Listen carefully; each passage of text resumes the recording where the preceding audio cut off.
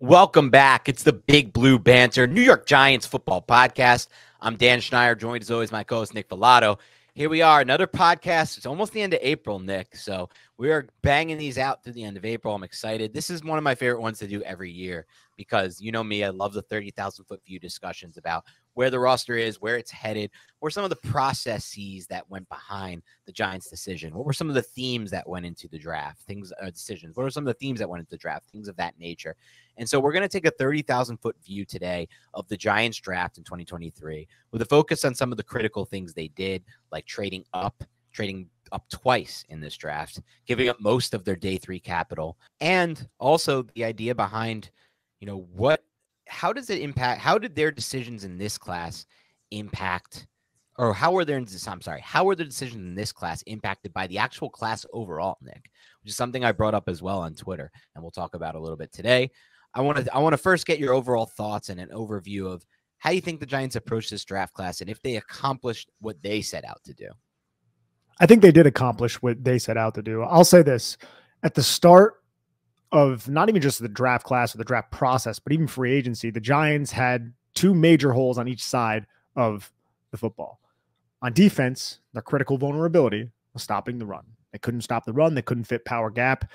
They had Leonard Williams and Dexter Lawrence playing way too many snaps, and they wanted to rectify that situation. They did so by getting Nacho and by signing A'Shawn Robinson, and that significantly helped their interior defensive line. And then we know they also spent a 7th-round pick on Jordan Riley.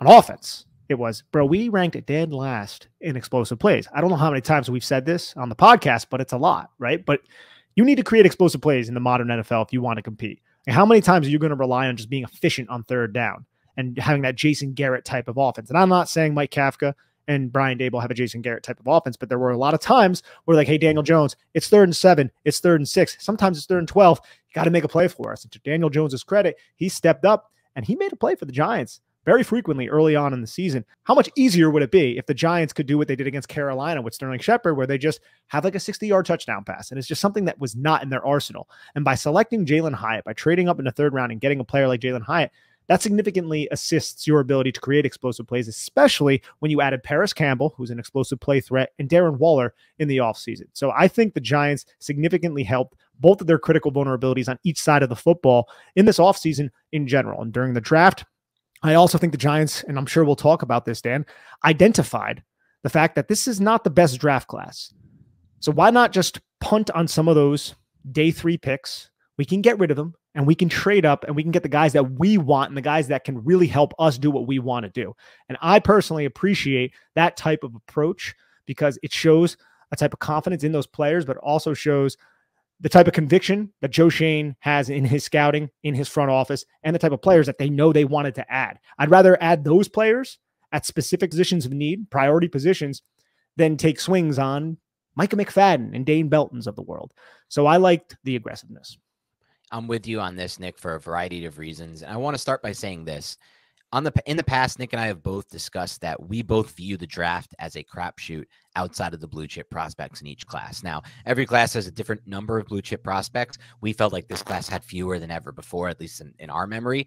But once you get past those blue chips, it is very much so a crapshoot. Now, there's still those mid-tier guys, I think, that like part of the reason the Giants trade up from 89 to 73 was to get a player like a Hyatt versus a Matt Parrott who you get at 99, right? Like there's a very different level of prospect. Neither are blue chip guys, but one in Jalin Hyatt feels like he has a much better chance to hit than the other in Matt Parrott. So there is a different level to it. But I think what you mentioned there really taps into something I heard from Daniel Jeremiah on NFL Network this weekend. And he said, in talking to all the teams in my pre-draft process, I got the feeling from them that they felt like this draft class thinned out much earlier than any draft class before. So he said, while there was, while teams did agree with what we said earlier, which is there's not as much talent at the very top, they felt like the sweet spot of this draft, the real good range of this draft was in that 20 to 75-ish range where the Giants made 2 picks. But they also felt like while there wasn't talent at the top, it really thinned out. Now, there were some guys that fell to day 3 that we didn't think should. Adibare, for example. There were definitely players in that range that we felt like were good value for teams, according to us. But I think as a general consensus, not just looking at the outlier here, the outlier there, teams felt, the Giants included, that there wasn't that much talent around 128. That was the first pick the Giants traded on day 3. They're 128. They also traded another 5th-round pick after that. I believe it was their 5th-round pick, and they kept the comp pick, but I could be wrong on that, but I'm pretty sure that was the case.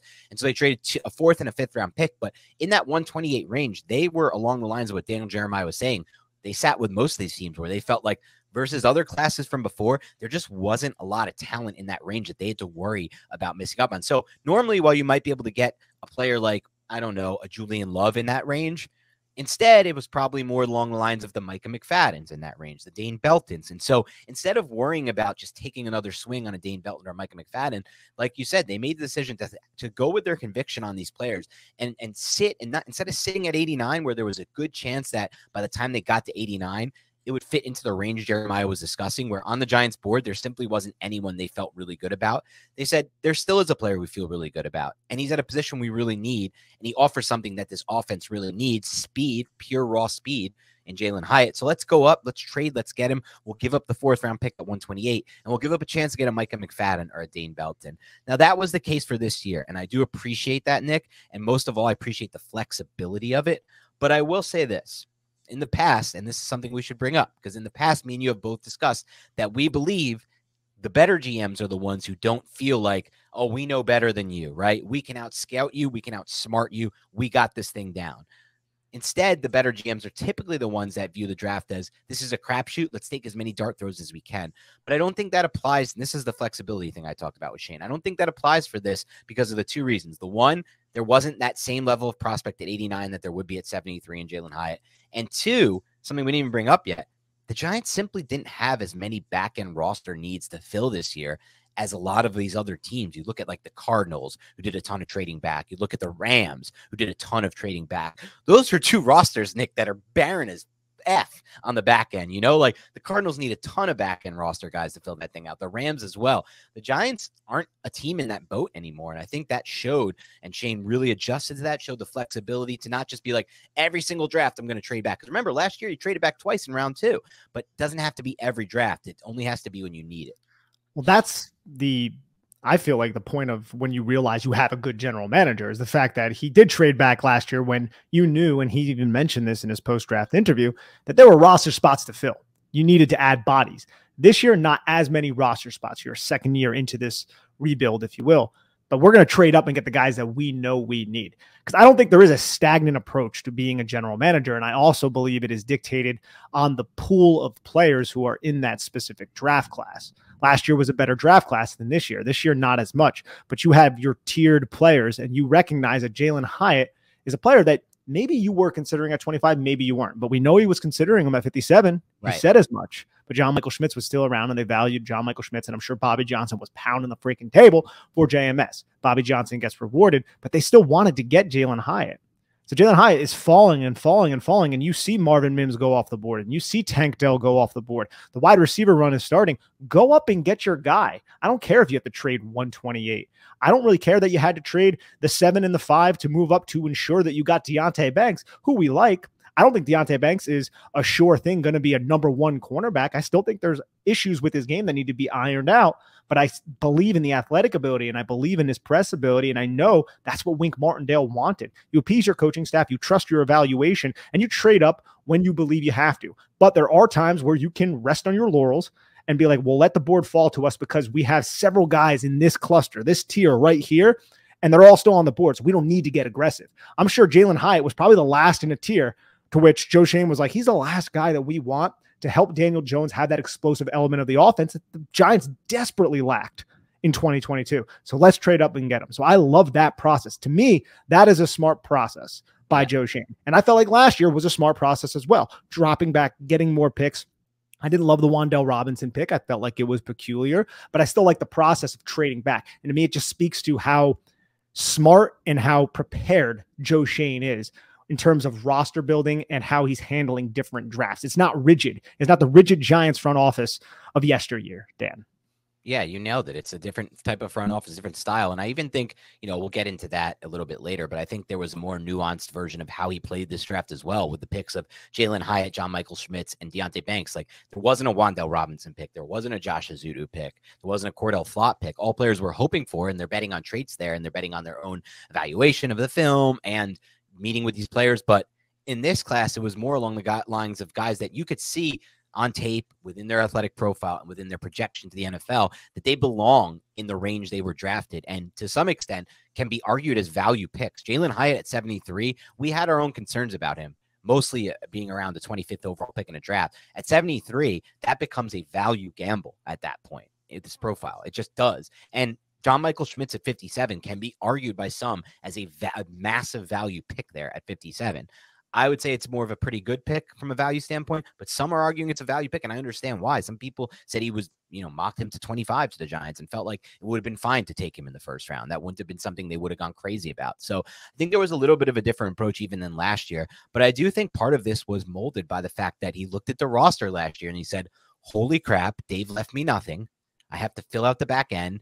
And I don't think he expected to get to the point where he was at this year. That's the thing. I don't think if he didn't find Isaiah Hodgins, I don't think if he didn't find even players like Pinnock, who are playing key special teams role, even Brightwell, who maybe he went into last draft thinking, this is some holdover from the Gettleman era. We can't really get much out of him. And they get all that they got out of him last year, not only his special teams impact, but what he offered to the Giants offense at times, Gary Brightwell.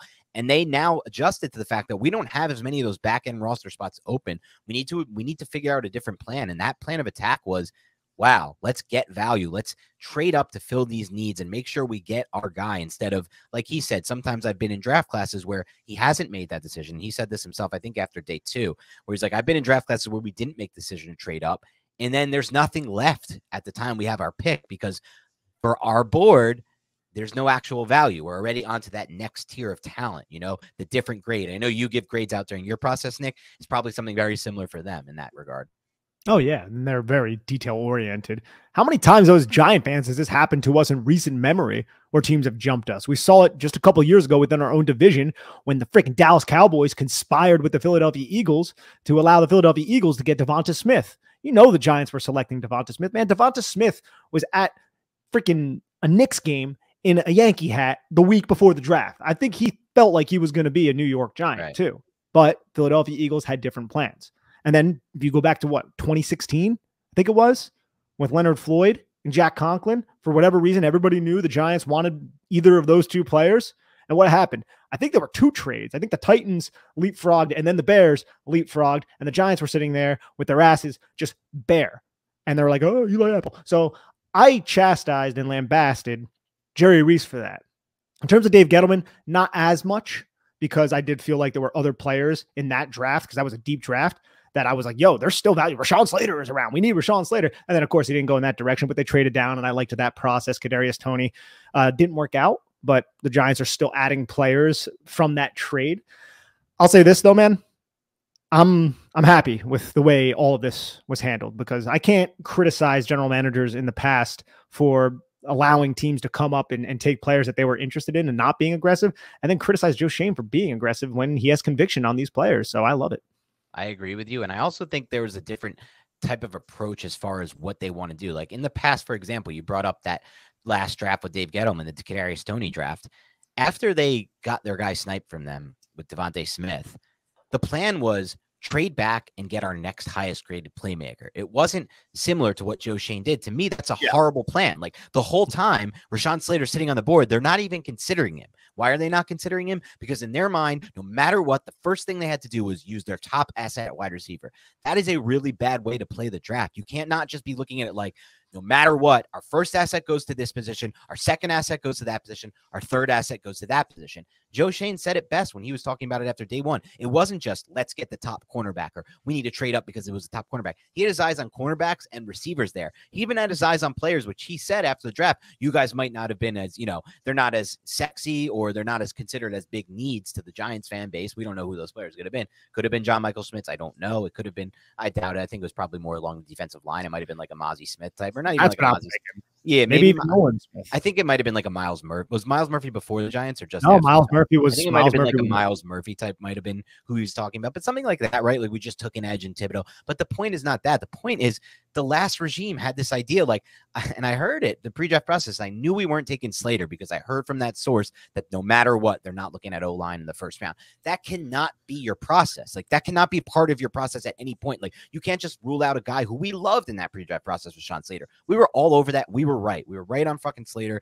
And if they had Slater on this roster, it might have been a different situation with the Neals. Who cares? Like it's fine. Like we've gotten some picks out of that. But the point is, like, your process can never be like, I'm getting a playmaker for Daniel Jones no matter what. You have to let the value fall how it does. And that's what he did in round 1. That's what he did in round 2. And then in round 3, that's pretty much what he did. But I think even more so in round 3, it was just like Jalin Hyatt might just be simply put like our highest ranked player by far across the board at this point. Like, and they felt like this value, this talent is really thinning out. If we sit at 89, who knows what will be left? Especially the connections with Josh Heupel. So I'm sure, even though they had him in for a top 30 visit to get to know him, you know Josh Heupel really well. If you're Joe Schoen, you can have conversations about the work ethic mid-season for a player like Jalin Hyatt. And I'm sure all of that checked out in terms of Heupel, which gave Joe Schoen a great feeling on adding a player like that. Those are the types of players that this regime and really a lot of football teams want to bring in. Culture guys who are going to buy in. And it seems like, at least apparently, Jalin Hyatt is going to be that type of dude. And I want to talk, before getting into a few of the other more 30,000 foot view concepts and things of that nature, I want to talk a little bit more on the trade standpoint. I've almost, like, in some ways, Nick, retooled my opinion of the idea of having more dart throws and understanding the draft as a crapshoot. For me, I'm starting to hone in a little bit more, Nick, on I want to have a lot of dart throws in the 30 to 75 range. I think that's where I'm starting to settle in. I think and I can expand that in some classes to 30 to 100, to 30 to 125, maybe at most. But I really feel like, Nick, the more I study the draft and the more I just look at NFL hit rates over the years, you look at the numbers, I'm not so sure I'm going to be the guy who cares as much about having day 3 capital as other people. I know when these picks are made, right, they come across Twitter, every Giants fan's like, here it is. This is it. We got this guy. He's going to be this and this and this. He's our net. But most of the time, dude, these guys don't even make any impact or make the roster, or at best, they're making special teams impact, where you might be able to get that off free agent wire. You might be able to get a veteran on a veteran, what do they call it? The veteran minimum deal, who can just simply come in and play special teams for you, nothing else. There's no like upside long-term, but maybe there's not much upside long-term as far as offense or defense goes for some of these 5th and 6th and 7th round picks. So for me, it's starting to feel like the whole idea of like, I want as many dart throws as I can get. I kind of want them in a certain range. I kind of want them in that 30 to 75, or let's just expand it to 100. Most classes, I feel like, have it all the way through 100. This class, maybe not one of them, but the 30 to 100 range is where I'm looking to get my dart throws in. And if we're talking about picks like 128 that the Giants traded this year, and what was the 5th round pick they traded? It was I'm not sure what it was, 151 it might have been, but don't quote me on that. But that range of picks, I'm more willing to trade those picks throughout. Even look at what the Eagles did in this class, right? The Eagles had no picks after the range I was talking about. They had a ton of bulk in that good range, that round 1, 2, maybe that round 1, 2, 3 range. And then they traded back for one player they really liked on day 3. But other than that, they didn't have much capital on day 3. And I think that's, especially once you get to the point where the Giants are getting to with their roster, where it's pretty good, pretty solid throughout. There's not that much back end holes to fill. You really don't need this late day 3 capital as much as some people think you do, in my opinion. It all depends on where your franchise is. Yeah. Like, again, I feel like last year the Giants could have valued and could have used those picks because the roster was barren. This year, not as much. And again, it also comes down to situations. Situations dictate all of this. The Giants had an opportunity to get John Michael Schmitz, Jalin Hyatt, and Deonte Banks in the top 72 picks if you just trade up twice to secure and ensure that you get those players. All 3 of those guys, as we said, have been mocked to the Giants at pick number 25. And even though that's mock drafts, whatever, Joe Schoen valued all 3 of those players as well. And we knew that. He had 2 of them in for a top 30 visit and extensive time spent with John Michael Schmitz at his pro day. We knew Bobby Johnson loved him. And Joe Schoen was able to get that. And to me, if someone asked him it after the draft, like, hey, you knew that you were going to get these 3 players, what would you say? It'd be like, how? How did I get them? And we know how now. And that was a small price, in my opinion, for what these 3 players are going to offer the Giants moving forward. That's a great point. I think that you nailed it. It's a small price to pay to get your guys that are all fit positions of major need, and all, in your mind at least, and we'll see if it plays out and they're right about it. But in your mind and the consensus mind, because look, the Giants are getting a lot of A's right now in their mock draft grades, right? We know they don't mean, these grades don't mean anything, Nick, and we're not sitting here and telling you guys like the Giants got an A according to Pro Football Focus, they got an A by CBS Sports, like this is great. That means they did a great job. They don't mean shit. Like the 2007 Giants draft, their best draft ever in my lifetime, was graded as a C. Like that just gives you an idea of like what these grades are worth long term. But having said that, it's viewed as a really good draft because of those 3 players that they got and their consensus viewpoint that they are worth top 73 picks. And to some people, in some people's mind, their value at where they were taking, especially Jalen Hyatt and John Michael Schmitz, Deonte Banks to some degree, but not as much as those. And they've received a lot of good grades before that for that exact reason. So I feel like you're right. In the sense that they felt like this is a small price to pay to get those 3 levels, to have a draft class with those 3 players. Because look, if you can come out of a draft, Nick, with 3 starting players, I think everyone would consider that a good draft class. Everyone looks at it on paper and says, well, you could get a starter at round 4, round 5. Oh, I like this guy in round 5. I like this guy in round 6. Those guys don't. You look back on these draft classes, Nick, and you're getting at most 1 starter out of those types of classes where you have this great on paper round 4 pick, great on paper round 5 pick, just players that aren't going to make it in the NFL. Especially at positions of need. Like when value matches your positions of need and then you can marry that together by selecting that player, that's gold right there. Right. What we said before the draft, our primary position of need was cornerback. Wide receiver, I think, was our second. It might have been our third, but interior offensive line was up there as well, which includes the center position. Remember, I kind of cheated the system a little bit, and I just grouped the interior offensive line together. So I was cheated. The only position that they didn't really address in this draft class was edge. And that linebacker, and off-ball linebacker. And off-ball linebacker. But getting Bobby Okereke obviously helped that. But yeah, so we knew that when we did the podcast. But at least they got a couple of these linebackers as UDFAs, see what happens there. And they also got Maldonado out of Pitt for an edge. And I do believe, as we said on the last podcast, he fits what they want in terms of length and just pop on contact. That's what you want. You want to shock those blockers. Oh, you're leaving a tight end on me. Okay, cool. Well, I'm going to control your tight end and set this firm edge for my defense to contain this rushing attack that you're attempting to put on me. Last year, they couldn't really do that. They didn't really have an answer to contain those outside rushes, specifically the power gaps. Maybe Maldonado can do that if he even makes the team. Again, I think he's limited in a lot of other areas, but you focused on creating the explosive plays. You focused on covering players, which you know you need. You need man coverage, press man cornerbacks. That's what Wink Martindale had with Baltimore when he had Jimmy Smith, when he had Marcus Peters, when he had Marlon Humphrey. Right now, you have a Dory Jackson who might leave this team after this year, and then who is a sure thing. Cordell Flott, you hope, but no, not really. Aaron Robinson coming off of a torn knee. It's very uncertain. So adding Deonte Banks is was a home run to me. And I'm not even certain that he's going to be an excellent player at the NFL. I just think the process is smart. And I think his overall athletic ability and the style that he plays with really fits with what this defensive coordinator wants to do. And I feel like he can also play in any system just because he has those athletic traits and that size.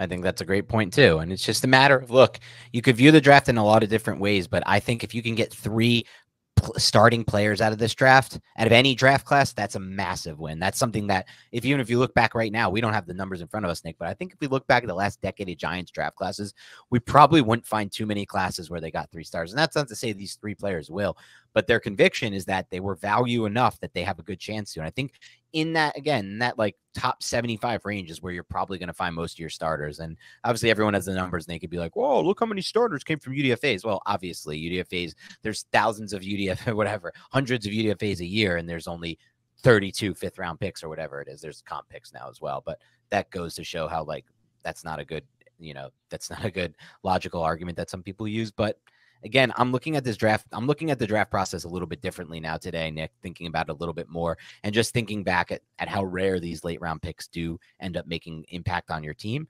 And so I'm happy with their decision to kind of move up and get their guys at 3 positions of major need. But let's talk about something else they did in this class that carried over from last year. And there's 2 things. The first one is going to be the players who they spent a lot of time with in the pre-draft process are a lot of the players they ended up drafting when it comes to the top 30 visits, or in John Michael Schmitz's case, you take the guy out to dinner at his pro day. You give you take him to a nice dinner that not every team is like. It's not like 32 teams took this dude out to dinner every day in a row for the 32 days leading up to the draft. The Giants are one of the only teams that did this type of thing, like it's a good thing to do. I think it's like a way to cheat the system too, kind of, because like you're not using you only have 30 top visits, so you don't have to technically use one of your top 30 visits here, but you're kind of getting a free top 30 visit there out of that, but just taking the guy out to dinner. And I know Joe Schoen spoke about like his relationships with other general managers and things like that in the post-draft press conference. Relationships with agents. So how do you think you get these dinners and you get these kids to go out to dinner with you? If you have a really good relationship with an agent, and I feel like Joe Schoen really understands this, Joe Schoen could be like, hey, can I take your guy out to dinner? They could set that up, help you with it. So just being very personable and gregarious definitely goes a long way. And I could see how Joe Schoen really understands that. And I'm glad that he spoke on that in the press conference after the draft. And that's something we're going to personally, you and I, Nick, are going to take into a lot more consideration now that we have a 2-year sample size, right? The first year, we're like, oh, they took all these guys they visited with pre-draft. They spent all this time with. It was probably just because it was their first year on the job. They started in January. They didn't have a lot of time. They had to rely on these kind of things. Now we see a full year, a full year process. They've been here. They've had the time to do it. And they're still drafting a lot of the players who they spent a lot of time with. So I think next process, we'll look into that. We'll see the top 30 visits. We'll see the private dinners they have with these guys. And we'll spend even more time evaluating what those guys could potentially be for the next draft. And now, of course, in year 3, Joe Schoen will take nobody who had a private visit with the Giants, and we'll look back and be like, well, that we might overshot that one. But another thing I want to mention about what they did in this process was add speed. That I think was a big theme for this draft class. With the first, and again, most of this focus is for me, Nick, on the first 3 picks, because I think once you get into the range where we took Eric Gray, though Eric Gray has a shot to make the roster, but I think once you get into that range, it's less about your theme for a draft, and it's more about let's just take flyers on players who we believe in and one of our scout really loves or something like that, or we really love the film of. But in that first top 73 range where they have 3 players in this class, speed was a massive factor here, right? Jalin Hyatt and Deonte Banks are really good athletes, and they're really fast. And what was this team lacking on offense last year? It was speed. Outside of Darius Slayton, there was no speed on that offense except for when Wan'Dale Robinson got going a little bit. But even Wan'Dale Robinson, to me, is a different version of speed than maybe a Jalin Hyatt. Yeah, I think Wan'Dale Robinson is just much more underneath, whereas he's not going to really take the top off of a lot of defenses, but he's going to make you miss on those pivot routes and make you miss in space, very agile. Whereas Jalin Hyatt is going to stretch your defense. He's going to force those defensive coordinators to be aware of his presence out there on the field. And as we said on previous podcasts, it's going to open up so much underneath and in the intermediate parts of the field, off of play action, and also with Daniel Jones's rushing ability and Saquon Barkley. So adding that explosive threat was definitely a crucial part, I think, of the draft plan going in, whether that would be Jalin Hyatt, Marvin Mims, who we knew the Giants loved, had him in for a top 30 visit, or maybe even a Tyler Scott a little bit later on in the draft. And again, Tyler Scott, he went a little bit later. I think he went on day 3. But Jalin Hyatt, to me, is a much better prospect than, say, a Tyler Scott, who was a former running back, and maybe there's some areas of growth that can still be realized because he's new to the position. Jalin Hyatt is a Biletnikoff Award winner. Jalin Hyatt, yes, he's coming from Josh Heupel's unconventional offense, but watch him track the football into his hands. There is some natural deep ability there. Now we just need to develop all of the aspects of his game that weren't really seen too much on Saturday because Josh Heupel's offense was so damn unconventional. Yeah, and we spent a lot of time last season, Nick, I feel like, talking about how if we just had a little bit of a speed more of a speed element to this offense, maybe defenses would give a little bit more respect to us. And I think it all came to fruition, and it all came to a head in that Eagles playoff game where the Giants got blown out and they weren't in the game. Because if you watch back the film of that game, for anyone listening, you could see what the Eagles did. And it was, simply put, disrespectful to the Giants offense and their ability to win downfield. They sat on every single route. They drove on every single short route. They were not letting any of that quick game work. And on all those like screens they tried, and like, remember, against the Vikings, we threw that little pitch outside to Saquon Barkley and he housed it and it was awesome. It was a touchdown. They weren't even going to give us any chance to have a perimeter run. Every single defensive back and linebacker was rallying toward the line of scrimmage with no regard and no care for getting beat over the top in the deep passing game whatsoever. Now, there's different ways to improve your deep pass game. I think Jalen Hyatt is a big part of it. And I also think John Michael Schmitz factors into this as well. If he can provide the upgrade we're hoping he can provide at the center position for us, and in the sense that not only is he upgrading the center position, but he's also allowing Ben Bredeson maybe to play left guard, because we don't know if Josh Ezeudu is going to play left guard next year. There's a weird neck injury going on. They said it's going to be fine, but it's not like even without the neck injury, he's some perfect left guard going right into week 1. Like, there's still a lot of development we need to see from Ezeudu as a pass blocker. But if you can get Bredeson or Ezeudu to be a solid to above average pass blocker in year, and John Michael Schmitz to also be a solid to above average pass blocker in year 1, now you have the opportunity to potentially also get that deep passing game going, have defenses just respect you a little bit more so they can't have that same kind of game plan the Eagles had. And that's what we hope, because that was disrespectful on offense and it was disrespectful on defense too. Because it's almost like, more disrespectful on defense. I think it was more disrespectful on defense because it's like they hit one big play to Devonta Smith along the sidelines, and they're like, you know what? We're just going to we'll play like you guys. We're not going to throw explosive plays. We'll just try to run the football and throw these little dink and dunk types of passes. Not because they're worried about completing them, just because they don't need to. Just because they don't need to. There's no reason to. And it was really disrespectful. But hey, hopefully the Giants can get up to that level eventually. And another thing about John Michael Schmitz, though, too, is his intelligence. Like, that's huge, man. You lost John Feliciano, who knew that offense, and now you're bringing in a center who is reportedly a smart guy who knows how to set protections, knows and understands what to do when the front changes in front of him. So all of those little aspects are things that are a little bit more difficult to perceive on film. But when you have a player like that, instead of forcing Ben Bredeson, who, yeah, he has played center, but now like you said, he can focus on guard a little bit more. I just think having a smart guy who is really tough, who is going to eat glass, who's going to set the tone similar to what Nick Gates did, only a little bit better, I think that's going to go a long way for the Giants. Why are you smiling? Because I thought you were going to say, you went with the eat glass thing. I thought you were going to say he knows how to pull out. I thought we were going to get another one. I thought you were going to say, just drop the GL. Guy who knows how to pull out. He's the kind of guy. See, I thought you were giggling because I said eat glass, and maybe you were thinking of, removing the G and the L.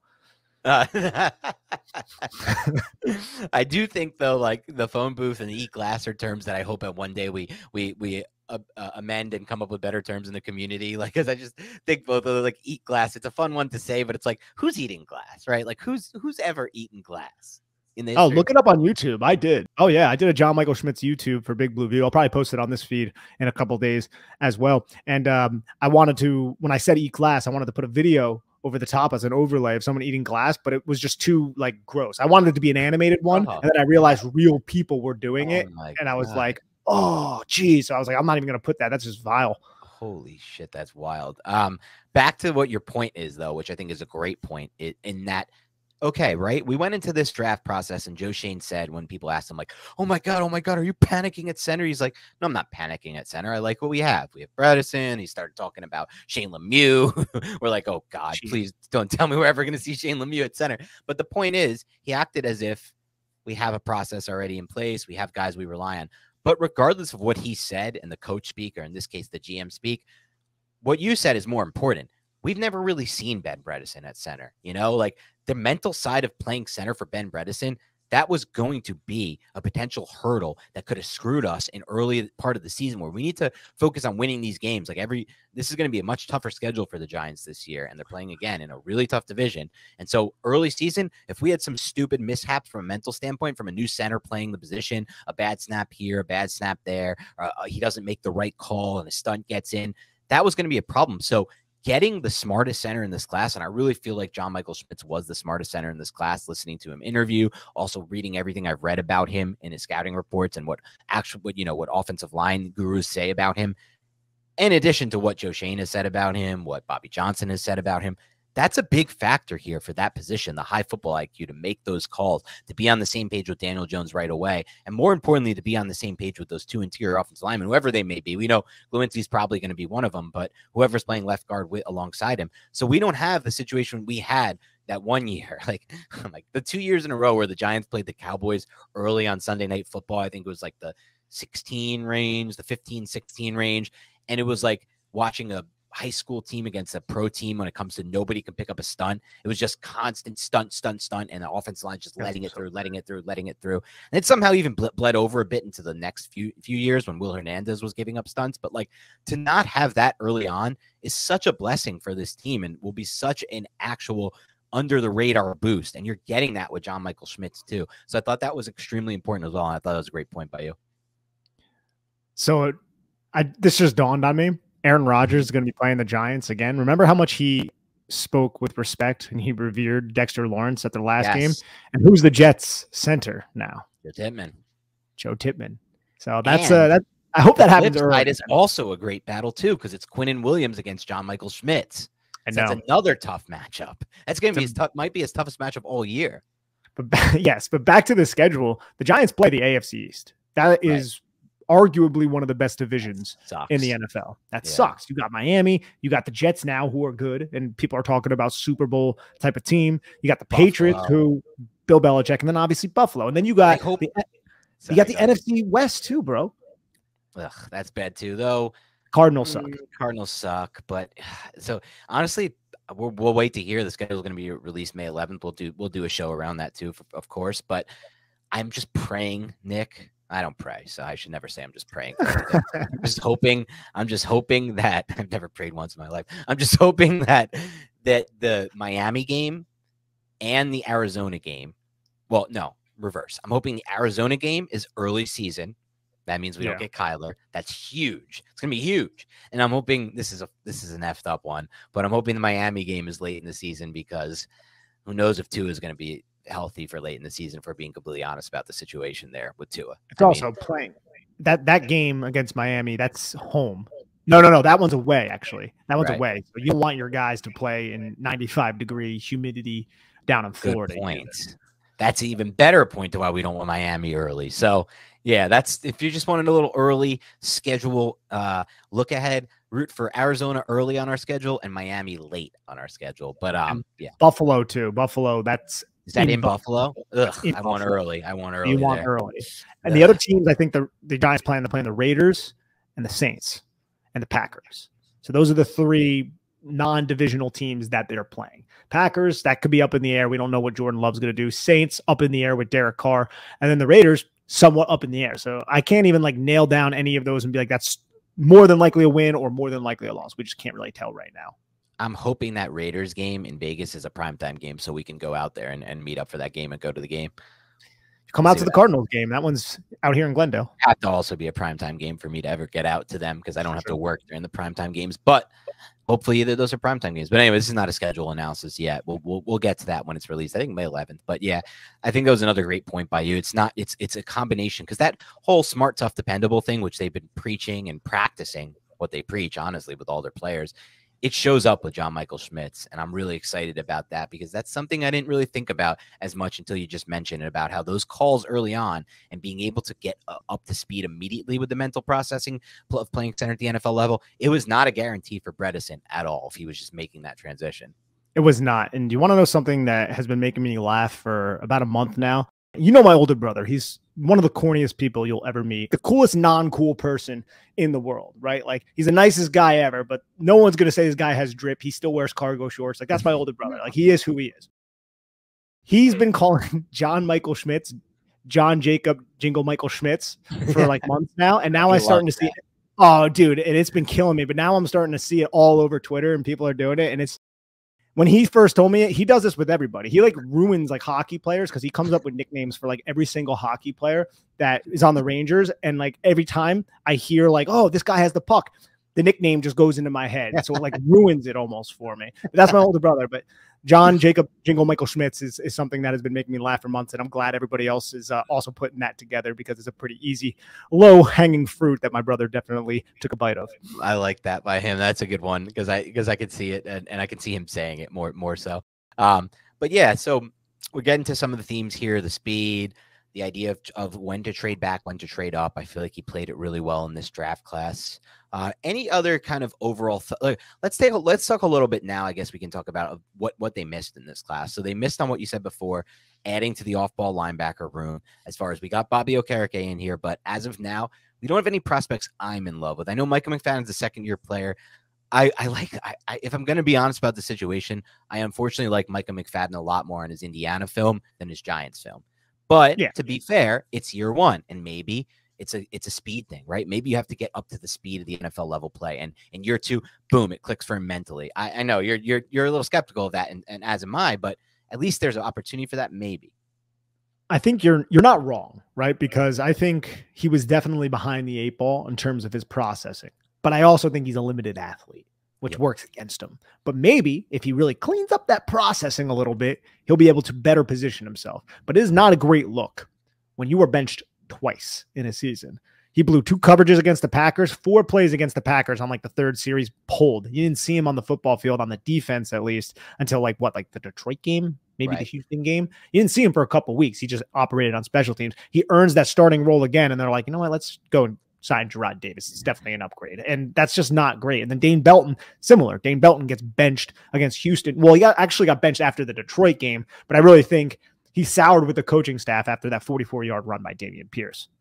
Yeah, I think so too. And I think that was something they don't want to see on film. But I think back to the McFadden thing, the issue for me is while he can take that step forward mentally and start processing faster, he's still never going to profile Nick as what I want to be the complement to Bobby Okereke. What I want is the Daiyan Henley of not him, or we didn't get him, the Chargers got him, but I want a Daiyan Henley type, somebody who profiles as the next Michael Boley for this defense. They haven't had a Michael Boley since a Michael Boley, right? That was 2006 when Michael Boley was on the team. Not 2006. I think it was like 2009 when Michael Boley played for the Giants, that 09 to 11 range. And not 11. I don't think he was on the Super Bowl team. But yeah, he was. Oh, he was on the Super Bowl team, but he was injured? Or no, he wasn't injured. No, he played. No, he played against the Rams in like week 4 or 5. He pegged a cameraman in the face. I do remember the peg when he ran to the end zone, that pick six. It was like not even pick six. It was like the weirdest play. It was like one of those laterals behind the line of scrimmage that everyone thought was an incompletion. The ball was just like sitting there, no whistle blown. He just like scoop and scored it. Must have been the easiest play of his life. But point is, I'm still looking for that coverage linebacker, and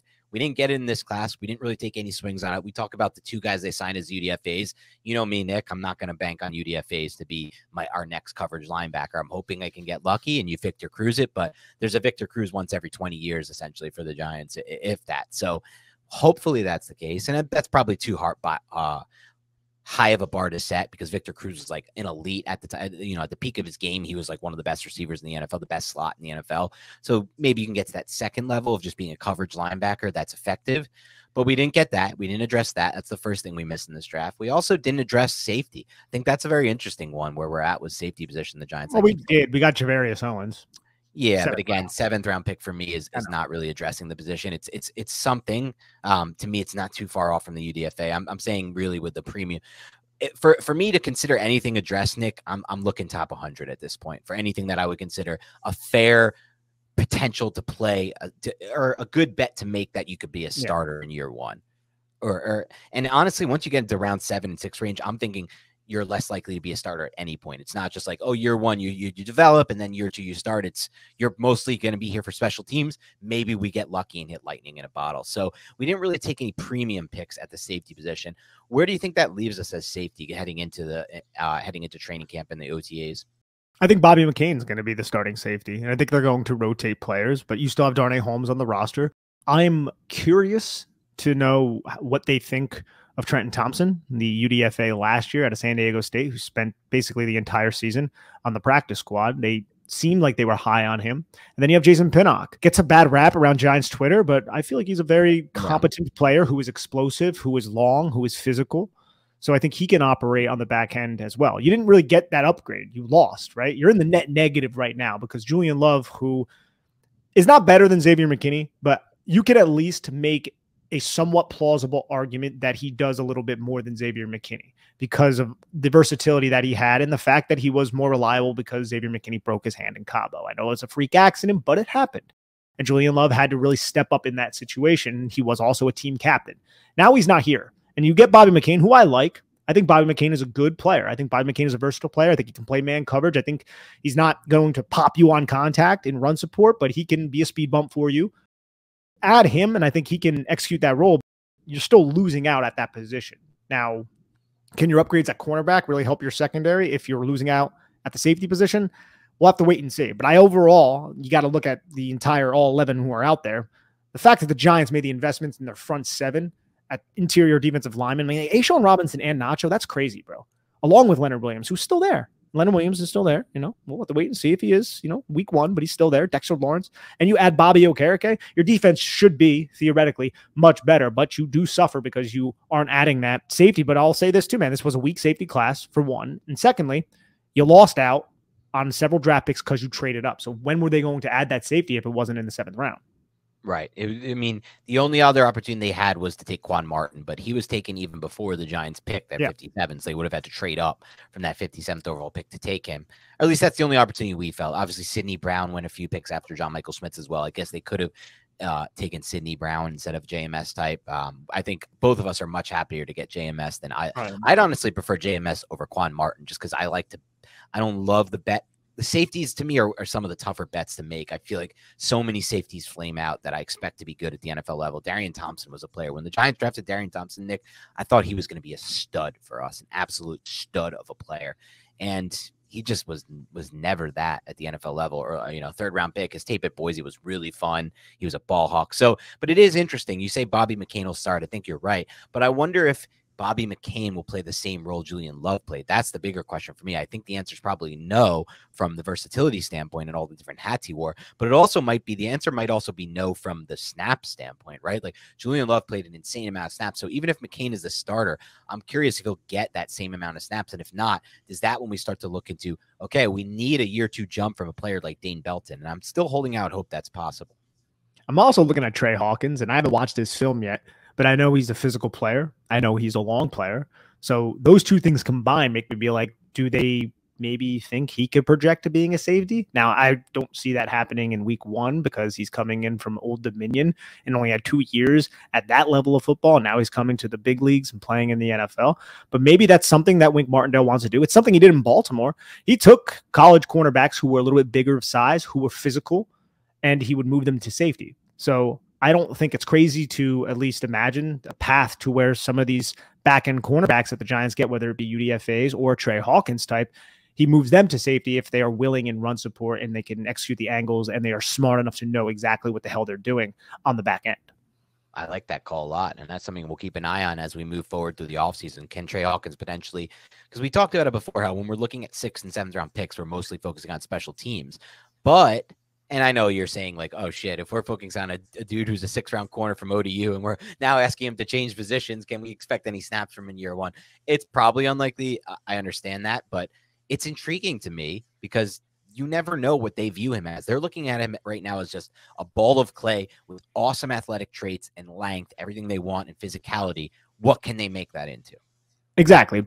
But we also can't ignore Dane Belton either. Yeah, that's what I really think there's a chance. It should be, right? Even though he got benched doesn't mean, he played down the stretch. He played a couple snaps against Minnesota. I think he made like one okay play against Minnesota. He didn't flash like Cordell Flott did in his 2 snaps against Minnesota, but he's the easy shoe-in, if not Bobby McCain, because I think the Giants drafted him to be that player. Now, I think the comments that Joe Schoen has made throughout the offseason, they're interesting because at least it gives you the impression that he's looking at some of those defensive draft picks and being like, I wouldn't draft you knowing what I know now. And it's not even necessarily because you suck. It's because I wasn't operating with the same understanding of what our defensive coordinator wants in these players. Yep. And he didn't make that comment just offhand. Like I think he said it like in 2 different interviews too. I think he said it in the pre-draft one, and then he also said it at the when he was out here in Arizona during the owners meetings. So to me, the 2 players that is really highlighted there is Dane Belton and Micah McFadden. So it could be nothing, but I think he said that for a reason.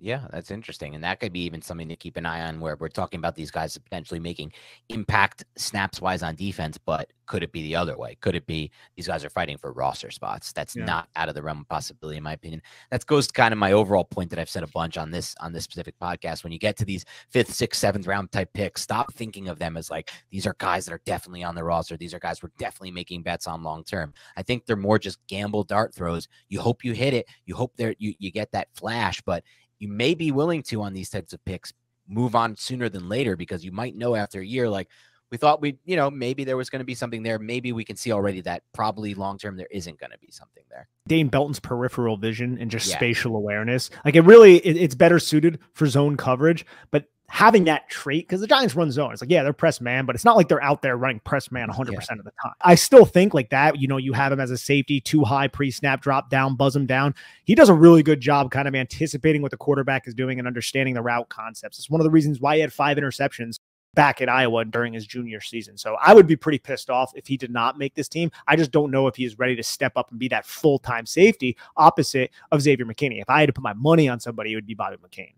Yeah, and a good point to that. It's like how differently we would be thinking about him, not we specifically, but like the collective we as Giants fans, if those 3 plays, and I think it was either 3 or 4 plays that he came very close to making an interception on last year, was this close, were actually just, oh, they landed in his hands, intercepted. It's a whole different ballgame. Now we're talking about, wow, a 5th-round pick in year 1 had 3 interceptions in X amount of snaps. It's like a small amount of snaps. This guy projects as a great, project this over the course of a full season. He could have 6 picks type of thing. I think you are right. You are on you're onto something, and they might see that they're onto something too when it comes to Belton as far as that buzz roll, like buzzing down. It's just a matter of like, can he do everything else? Can he do the rest of the things complete that make them like, is he not going to blow that play you talked about with Dameon Pierce where he takes the horrific angle and it's like, holy shit, a run that could have been 8 to 12 yards is now 48 yards. He had, I think, 1 interception or 2 he had 2 interceptions last year. And I think they were both at the back end of the season. One of them was, I think, in that bullshit Eagles game when everyone was benched. I think it was the last week 18. But he could have had like 3 more. One against Carolina, which was his first game when he was playing deep half and he had the range to get to the sideline. It was a boundary throw, but still, he narrowly came away with that one. And then he almost had 2 against Lamar Jackson. One of them in the red zone against Mark Andrews where the ball like bounced off his freaking helmet. And then another one where he was just sitting in the zone, the middle zone, and Lamar didn't really anticipate the fact that he was in the throwing lane and he almost came away with that one. I think there's another one that we're forgetting too. And I don't remember exactly what game. Might have been the Texans game, might have been the Detroit game before he was benched. But regardless of the fact, he puts himself in a position to at least make those plays, which not a lot of 5th-round picks are doing. So I like the upside there. So I hope honestly, he can really. Not a lot of Giant safeties were doing last year, to be honest. True. Yeah, no, not a lot. I mean, Julian Love's interceptions even were tip pass. Like the Cowboy one was a tip pass that kind of landed right in his breadbasket. I mean, good for being over the top of those receivers and being in position in that manner. But it wasn't like Lamar one was interesting because he kind of baited him into it. That was probably his best one. Oh, easy. Yes, can't overlook that one. Especially, dude, what a crazy loss for the Ravens that was. I've been so pissed. Yeah, no, their offense just melted down, and then Kayvon gets that strip sack. Yeah. 2 turnovers in that game. You're right. It was a meltdown. But also, one of the defining moments I thought for the Giants season for me, because that was when I was like, oh shit, they actually beat a decent team. Like I wasn't sure if the Titans were still good. At the time I was like, damn, the Ravens Lamar's healthy. This is still a good team. So anyway, anything else anything else kind of 30,000-foot view? Because we don't need to get into everything roster wise. I'm going to want to talk about like one thing I like, for example, it's a small thing, but I like how, because this has nothing to do with the draft, it has to do with what we did before the draft. And I keep saying it, the Giants did before the draft. But one thing I liked is by adding Nacho and A'Shawn Robinson, they didn't have to use that 3rd-round pick at defensive tackle or interior defensive lineman. I knew they were going to be tempted to otherwise, and I just didn't want to do it, dude. I wanted that to go to a pass position, and I was like so sure of that. And when we got A'Shawn signed, or the Giants got A'Shawn signed, and when they got Nacho signed with A'Shawn, it gave them the opportunity to be like, all right, this may not be our long-term plan on the interior, but we don't have to go this class. We can have the luxury to take a different position if the value fits. And those positions they took, wide receiver and center, could help the passing game. I'm not so sure like Broderick, whatever, the kid from Western Kentucky, Broderick Martin was going to help the Giants passing game in any way in year 1. He's a mountain of a man. The Giants had him in for a top 30 visit, so there was interest. But if the Giants spent the 3rd-round pick, even if they didn't trade up on Broderick Martin, I would have been probably upset about that. And they might have had to if they didn't get Nacho and A'Shawn. They might have been like, what the hell are we going to do otherwise? We can't have Dexter Lawrence playing 84% of the snaps again in a season, right? And Leonard Williams, the same thing. So it gave them a good position there. That's something they could have done, at other positions, but I like that they did it on interior defensive line. Same here. And I think A'Shawn, too, that's a really good run defender that you added, and he has some upside as a pass rusher just because he competes his ass off. Nacho, very good run defender. Again, not really a pass rusher, but that's what the Giants needed. You have two guys who can get after the passer on the interior defensive line, and not even to a good rate, to a near elite rate. In terms of Dexter Lawrence, a certain elite rate. And we saw in 2020 that Leonard Williams was elite at doing the same thing as well. It's just he's been injured last season, so maybe he can recollect. He's still only 29 years old. That's not that old. So you have two premier interior pass rushers, and now you have two premier run defenders, and you can also say both Dexter Lawrence and Leonard Williams are premier run defenders as well when they are healthy. So that defensive front is so much better looking right now than it was just a short while ago. You want a strong rotation up front. You added Jordan Riley. You have DJ Davidson. I don't know if there's going to be a roster spot for both of them. And last year, there was definitely a roster spot for both of them. So that's just a great situation that was rectified because they needed to do something about it.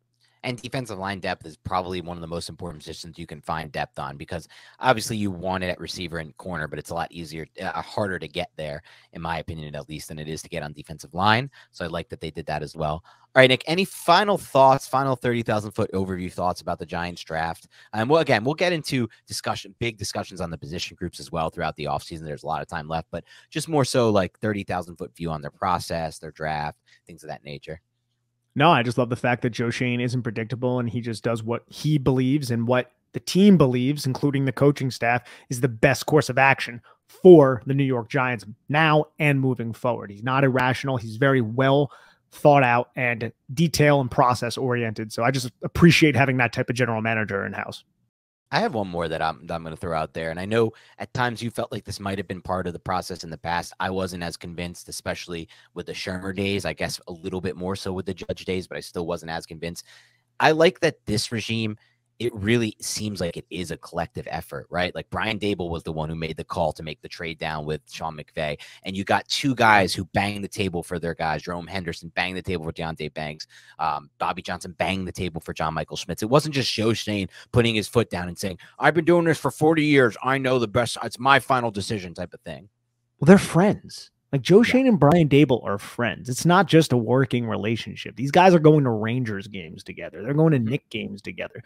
Like, could you imagine Joe Judge or Pat Shermer going out with Dave Gettleman and you see them just, no, that's not the way it works. Like, it doesn't really work like this really anywhere. That's why it was so obvious that the Giants were going to hire Brian Daboll when they hired Joe Schoen. It was like, these guys have a really close relationship and they know each other very well. So it made all the sense of the world. And so far, it's looking damn sexy.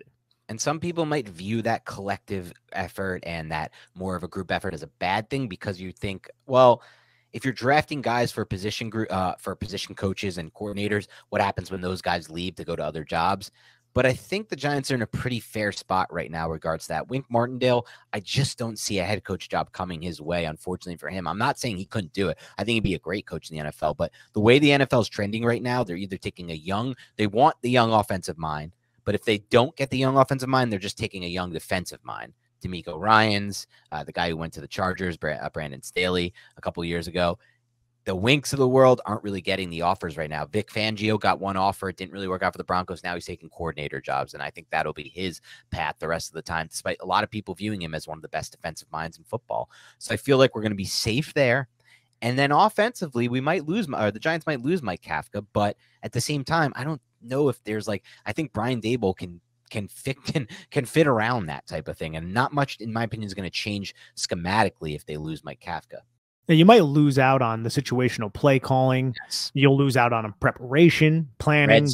Red zone could be an issue. Red zone being the primary voice in Daniel Jones' ear. You'll lose out on that, but I still think Brian Daboll has his own philosophy that him and Mike Kafka somewhat share, and whoever Brian Daboll brings in to be the offensive coordinator is going to share that similar type of philosophy. Right. And then therefore you don't get burned then when you give the position coach the guy he wants, or the coordinator the guy he wants. And so I like the collective effort as well. That's probably my final thing I'm going to throw out there. All right, everyone, thanks so much for tuning in. This is a 30,000 foot overview of the Giants draft process. More content to come throughout the offseason and next week as we still hone in on some draft reaction. We're going to do draft grades for the NFC East. I know you guys liked that last year. We're actually going to expand it a little bit this year for the YouTube audience and the podcast audience, and do grades of the entire class, because I feel like both Nick and I feel like we studied this draft probably more than any class that at least I feel like I've ever studied. So I'm excited to look at all the drafts and see which ones we like the most. I want to hear what you like the most. And just also, it's going to be fun and a good process, I think, Nick, to just look at the process of these other teams and compare it to what the Giants process was in the draft and how different teams look to build in different ways. So all of that and more to come. Otherwise, have a great rest of your week, and we will talk to you soon.